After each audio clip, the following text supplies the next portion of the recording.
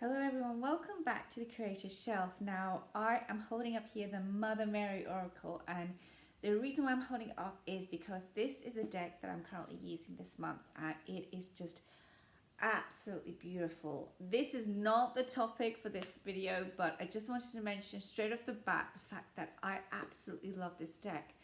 And, I appreciate not everybody's into a deck which obviously has a perhaps may relate to like a Christian theme, but just bear with me the fact that I think that this is a deck that can be used with people from any religion or any spiritual background, or it just, I was going to say atheist, but maybe not atheist, but it's a deck which is just so honest, but in a kind and compassionate way, and and it's empowering.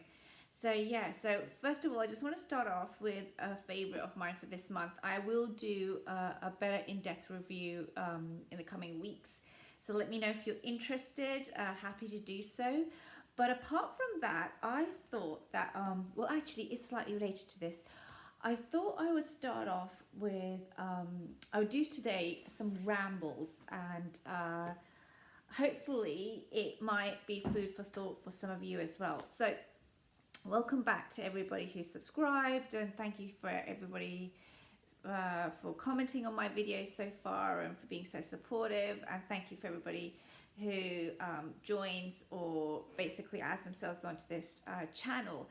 And I began this channel looking at books, and then I've gone into tarot and oracle decks because actually I picked it back up during the pandemic. It's something that I was working with many years ago, and I kind of like have spent like now 1 year, it's August to August, so 1 year on just getting new decks and having fun and discovering things like when I began with tarot and oracle decks 5 years ago, I had like 4 decks, 3 tarot decks and 1 oracle deck, and it was just kind of like that was it, and I was having a lot of fun with that. And then last year I kind of like came across like, hey, how's it doing all of this, like, wow, and look, there's an animal themed deck, and I don't know, like in Europe we just don't have access to so much indie decks and so forth. It's very different from the US. So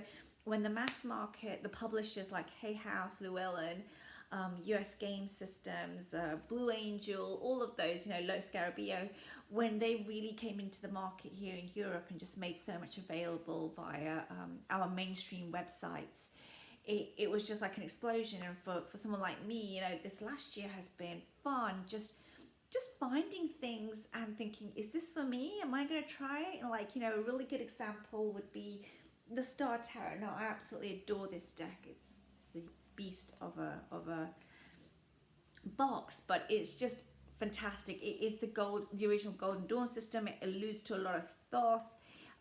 It comes with a chunky guidebook which has a lot of information in it. And then when you get to the cards, apart from the fact that I'm not a huge fan of the gold gilding, the cards themselves are just exquisite. I mean, oh, that's in reverse. Oh no, that's not in reverse, sorry, it's the Hangman. They're just absolutely exquisite. They're just gorgeous deck. And I only discovered this last year. I didn't, I knew it was an independent deck a few years ago. I was never going to afford that. I was never going to afford a deck made in another continent, and then to ship it over and pay like, I don't know, at least 80-90 euros for the deck itself, and then I don't know, 2013 shipping and another 2013 customs. And by the time I got the deck, it would have been like, I don't know, 150 euros at least. It's not going to happen, And so for me, like a discovery like this was just amazing, and I'm so glad and grateful that I was able to purchase this last year. It was part of like a several different decks that I bought in the run up to Christmas last year, and especially because I was sitting at home on my own in Belgium in the middle of a pandemic. It was a nice treat for myself to do a little mini haul for myself, and this was one of those. But that brings me on to some of the things that I just want to like talk about, which is that so the last year I've been buying some decks.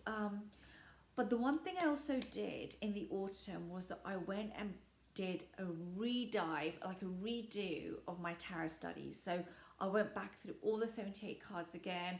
I just got like a plain pad, like a, it wasn't even anything fancy. I see like a lot of people these days. Sorry, I'm looking for a notepad, but a lot of people these days have these really fancy grimoires and stuff. I mean, I just got a basic notepad like this and a pen, and I just was like, okay, I just need to go through the cards again. And it was just amazing, and it was amazing just to do that discovery and see new decks and enjoy them. But this last year I've then observed, and the other thing that I just want to mention is that I actually do keep accounts of what I spend. And so there is like a line where it's like showing me what I'm spending on my tarot and oracle cards and so forth. And I saw myself spending quite a bit, for sure. And it was not healthy at times. It was like, oh my God, like, like we've gone into like 100 and something this month and stuff like that. So I kind of like realized like, no way, I've got to be careful here. And so I kind of like have had it where I started to have a wish list. I'd write down like decks that I really wanted to get, and I wouldn't buy them straight away. I'd kind of like wait at least a week or two, and then I started to realize like, I'm not interested in that deck anymore. It's like, or it's very similar to something I already have, and I don't want to spend the money. And a deck that I absolutely do adore, and I'm really glad I got, was Tower of the Golden Wheel. It's just such a classic Rider-Waite-Smith, but it gives me a lot of joy. Believe it or not, I actually waited a good several weeks before I hit the buy button. It cost me 19 euros. It's not the most expensive deck, out there. I mean, people spend like spontaneously a few hundred, 100 or something like that on a tarot deck, indie deck. I waited 3 weeks to spend 19 euros. I'm not saying you have to do that, but I did that because it wasn't about strictly the number. It was about, I had the capacity to see something, want it, and then just add it to cart and just scan it out straight away. And I just didn't like that, So I did wait a little bit, and I looked at reviews, and I checked out TarotTube, and I thought, is it going to be similar to my original Rider-Waite-Smith? And I realized it is. And still a week later, I wanted the deck. So I did have a lot of thinking through before I hit the buy button. And I've done a tarot buyer's remorse video already. But the reason why I bring it up again is because this week, I really did see again this conversation appear on social media, Facebook pages, where again people were saying, that I can't stop buying. Like, I'm seeing all this lovely stuff and I want to buy. And one of them had said, does anybody have any tips to slow down? And one of the tips that I gave them was something that basically I try to share what I've done myself. Basically, I just share from experience and whatever, like if it works for you, fine. But the thing I said on this post was, have you thought about, which decks you're using for exercises? And they were like, exercises? Like what? And I was like, if you're doing an exercise like using a book like Greer's 21 Ways to read a tarot card, or if you're doing exercises about learning about spreads, like using this Barbara Moore book. I keep showing the same books, but they're all very similar, these basic books. But I said to her, or a journaling book like this one, a great book where you look at Six of Wands, and it's got several questions for me to just look at and go, oh, Six of Wands, answer this question on, what do you love most about yourselves? Because Six of Wands is about victory, right? So I said that, I said that to this person. I said, she's like, I need to slow down buying cards. So I wrote that. And they were like, what do you mean exercises? And then I kind of like alluded to the fact that, like, what are you actually doing in terms of your practice in that sense? And the reply was, like, it doesn't really matter the reply. I mean, it's not here to like start shaming people. I'm not going to go down that road. But it made me think that we're buying and buying, but like, are you actually using it? or am I actually using it? Let me turn it around myself. Am I actually using it? And it just reminded me again of so many times where I've bought lovely clothes and never worn them. Like, you know, this year we haven't had much of a summer in Europe. It's cold and raining basically all the time. I don't need to buy another summer dress right now. It's like, it's not going to happen. But it was funny because, like, you know, I realized I haven't, because of the pandemic, actually, like, I've hardly worn any of my clothes. I'm like, I don't need to add more to a cupboard, which I'm not even using right now. So, you know, it was just so interesting, the parallel of seeing that again, you know, that we can buy all these decks and not use them.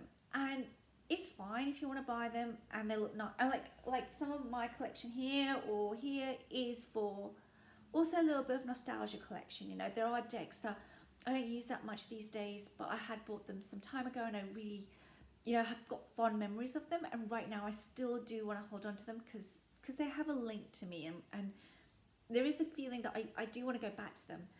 So it's not about saying, you know, clear out all your decks and get rid of everything and become a minimalist down to, like, I don't know, 2 decks or something like that. Like, if you want to do that, that's fine. But the question that I had to pose really, and the response made me think that, are we seeing kind of like just, again, purchasing but not actually using them? And what underneath that was that if we're not doing the exercises for me, or not doing that kind of like growth, then in the end, I mean, sorry, I'm just trying to pull out another one here, like 36 secrets, you know, like this is to do with the minor arcana and the astrological signs that correspond to the different decans, and the different decans corresponding to the tarot cards. But what was interesting was that you know, that if we're not doing the exercises, in the end, my personal feeling is that the understanding of the cards become, it's almost like a surface level. And you know, I kind of like want to see, like, say, like, well, how do I grow if I'm not kind of like practicing? Now some people say to me, oh, but you know, I do all my readings based on intuition, and that's great. Personally, for me, I feel my intuition is more confident when I've kind of like done a little bit of reading about the card and then done some practice runs.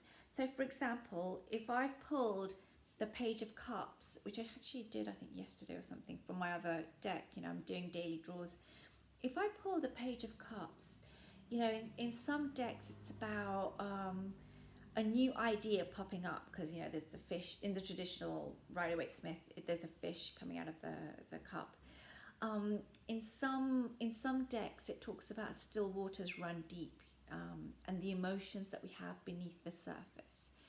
In you know, in some tarot decks it's about the innocence of our emotions, because, you know, the page is the younger energy of the court cards, the innocence and the flamboyancy of that young energy of emotion and romance and maybe a little bit of lust. You know, we haven't got into the night energy yet, but, you know, it's that youngish energy. And if I hadn't done some journaling around it, and if I haven't got some experience of, like, how does that card pertain, I'm kind of like going to start getting a bit stuck on, like, what my intuition is. And for me, my intuition always kind of like deepens when I take a card, like, you know, taking Temperance. My intuition deepens when I know the astrological correspondences of that card and how those planets behave and what that constellation is and so forth. And, you know, the original you know, the original ruler for the planetary ruler for Temperance, as I recall, is Jupiter. Personally, I see it as Uranus, but that's because I use the newer planets.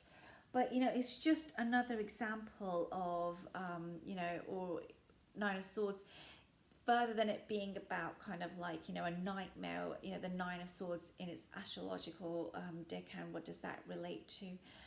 It's just, for me, it's just a way to be able to really get some depth out of that card.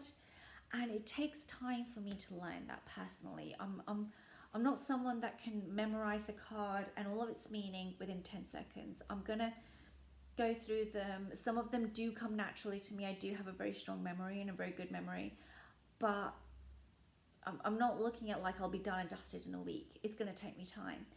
And the reason why I bring this up is that like when I'm like doing kind of like work, I'll just turn on the light because I've just, so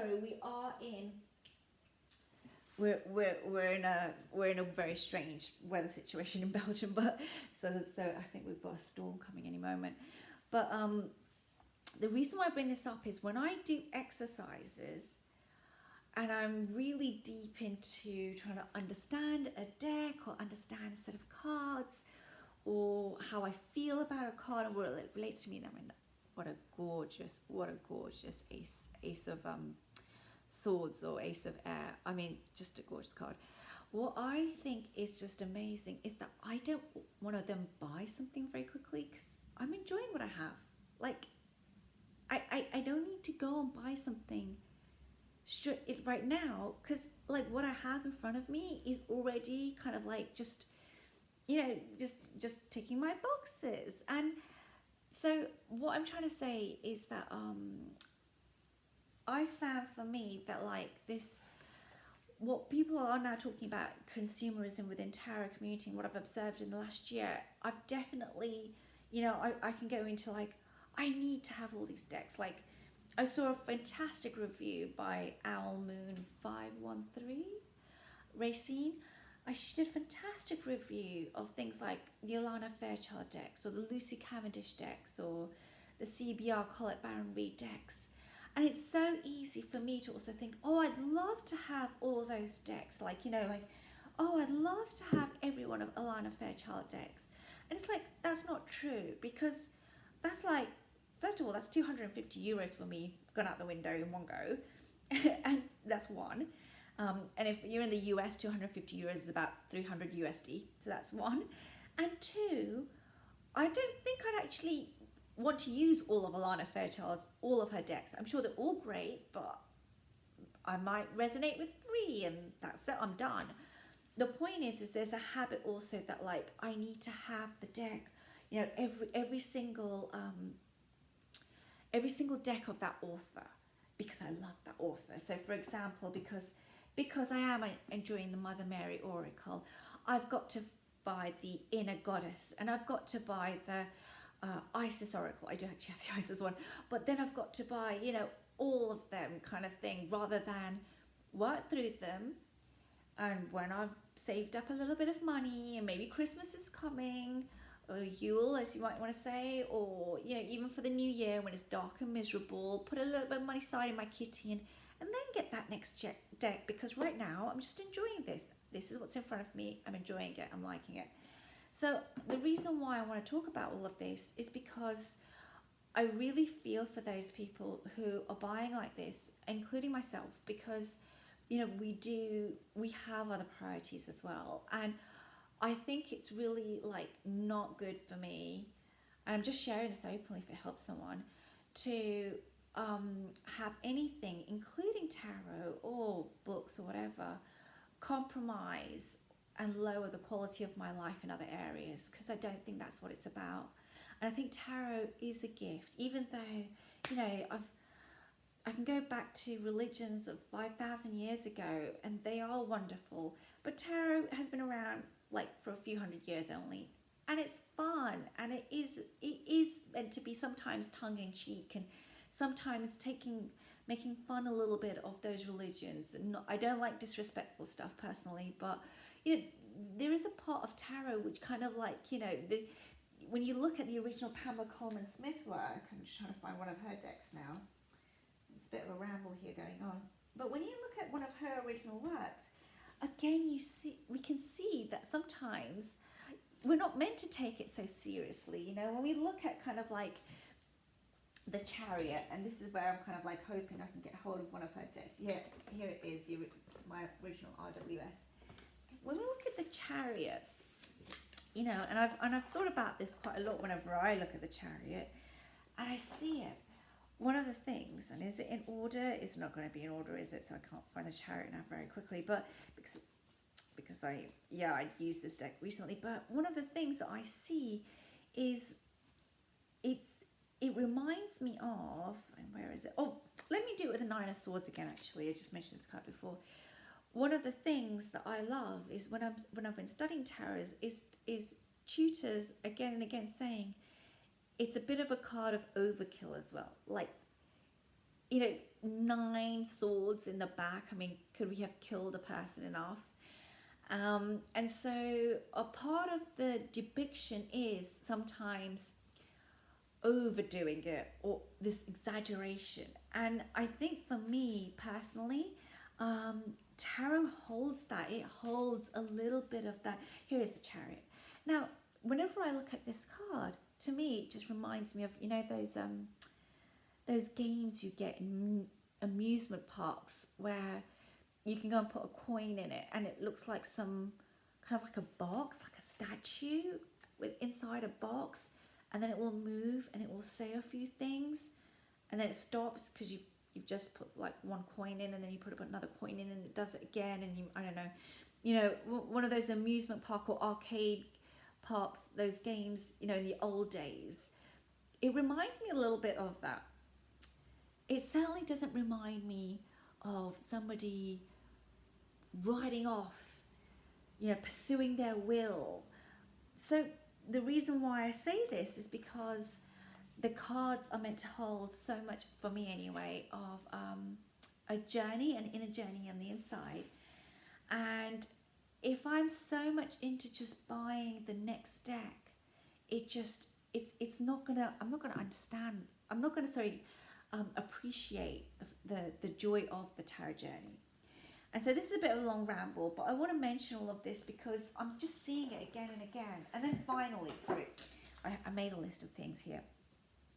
There's panic buying, and I want to mention Kickstarter because I was going to buy, there was a couple of decks that I'd seen, hold on a second, I'd seen on Kickstarter, and I was going to buy them, but I've decided right now to still keep my money where I can see it in my account. And the reason being is that I'm just not getting some very good, when I listen to people, who've bought from Kickstarter, it's not the particular decks that I'm going to buy, which is what I'm hesitating about. It's not about those authors and those artists and creators. It's generally the Kickstarter thing. One is that there's a lot of hype, and that gets people buying, which I can see, and I'm kind of like, I don't want to fall into this. And then the second thing is that, you know, I heard recently another YouTuber talk about how she had backed a deck on Kickstarter, but she's a small YouTuber. She didn't receive her deck, even though she'd backed it, so she paid for it. She was still waiting for it, It's not like she's never going to get it, but it hasn't still been shipped to her, even though it's well past its due date, basically. And then on top of that, she saw another YouTuber, a tarot tuber, who's got like a huge set of following, her receive the deck for free. She hadn't backed it as part of like a promo, basically. And this tarot tuber felt, I mean, I'm projecting here a little bit what I see, this is just my interpretation, but it just felt a little bit like that's not okay, that like people are paying for stuff and they're not receiving it, and then people who, so anyway, and that was the other thing that kind of like made me question it. And then finally what made me question the whole thing was that Kickstarter, of course, is based upon a time period, and there's a cutoff date, and unless I'm feeling really, really comfortable in my decision, which it can happen, I don't want to buy anything under time pressure of that, especially of that scale. I mean, I don't like buying things under time pressure these days anyway. Like, even a 10-year item, I'm like, please don't push me to buy anything. But, you know, for me, like, you know, Kickstarter is going to cost me approximately at least 100 euros once I calculate shipping, and then we've got customs still to clear, so about 120, 130 euros, which in US dollar terms is about 150 to 160 US dollars. I'm not sure if I want to do this on the time is ticking basis and then not knowing when it's going to get shipped out. Yeah. So anyway, so I want to mention some things which have made me think twice, and it doesn't mean I don't want to never do Kickstarter or put down the whole community or something like that. It's just my own thoughts, because if there's someone out there that has this FOMO feeling that I don't have enough decks, or I don't have all these independent decks, and I don't have all this new stuff, and I've been reading tarot for like 10 years, but I don't feel like I belong because I don't have all of this, or I don't buy these decks. I just want to be really clear here that like you belong if you feel that way in any way. So that was the other thing. And then finally, I just want to talk about, just checking my notes here, just a little bit about like not just buying decks, but also kind of like reading. And there's a video I think that is going to come through for a lot of people who do readings in the tarot community, which is tarot ethics. And I'm going to do that separately, I guess, because this is 25 minutes. But yeah, there's some things where I feel like, you know, there's no tarot police, there's no regulations, but I think it's important as a set of people who, if we read tarot, just to be like, you know, what are my values and moral compass in readings. So anyway, I rambled enough. Feel free to skip any of this if you want to, but hopefully it's of use.